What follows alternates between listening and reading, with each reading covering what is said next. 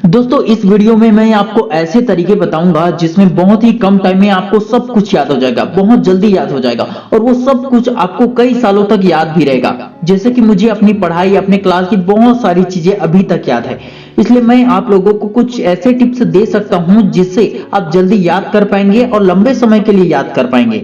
अक्सर पढ़ाई करते वक्त स्टूडेंट जल्दीबाजी में होते हैं और वे मेन पॉइंट को छोड़ देते हैं और जरूरी नहीं होता है उसे भी याद करके अपना टाइम वेस्ट कर देते हैं। आप जब पढ़ने बैठे तो हर एक पॉइंट को अपने मेमोरी यानी कि अपने दिमाग में स्टोर कर लीजिए। अब आपके लिए सबसे मुश्किल टास्क यही हो सकता है कि आपके लिए सबसे जरूरी पॉइंट कौन सा होगा।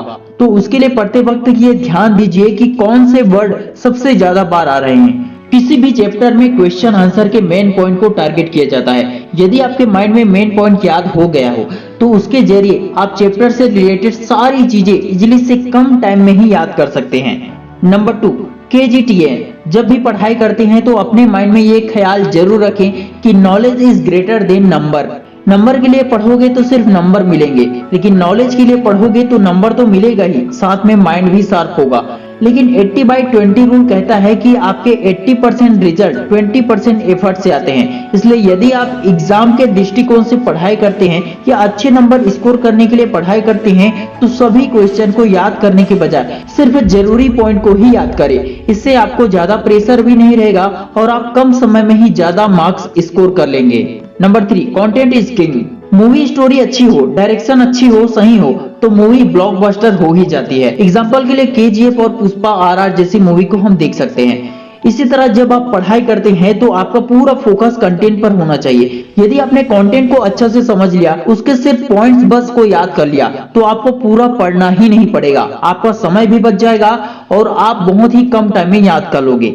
यदि आप पूरे कंटेंट को अच्छे से समझ जाते हैं तो आपको बस पॉइंट ही याद रखने हैं और बाकी सब आपके दिमाग में ऐसे ही छप जाएगा, बिल्कुल फोटोग्राफिक मेमोरी की तरह। जिस तरह आपको विबग्योर का फुल फॉर्म याद होगा, बिल्कुल वैसे ही बाकी के चैप्टर याद रहेंगे। नंबर 4, लास्ट और आसान टिप, लेकिन कुछ लोगों के लिए बहुत मुश्किल टिप्स हो सकती है।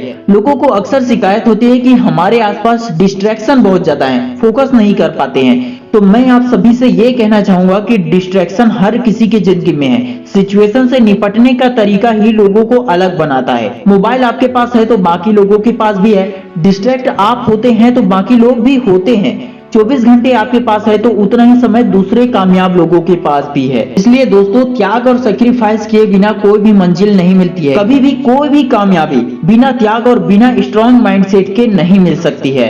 यदि आपको एनर्जेटिक मोटिवेशन चाहिए, जोश भर देने वाला मोटिवेशन चाहिए, आप अपनी क्षमता जानना चाहते हैं तो लास्ट में आ रहे इस वीडियो को जरूर देखना। मैं मिलता हूँ आपसे एक नए पावरफुल वीडियो में, तब तक के लिए जय हिंद, जय भारत।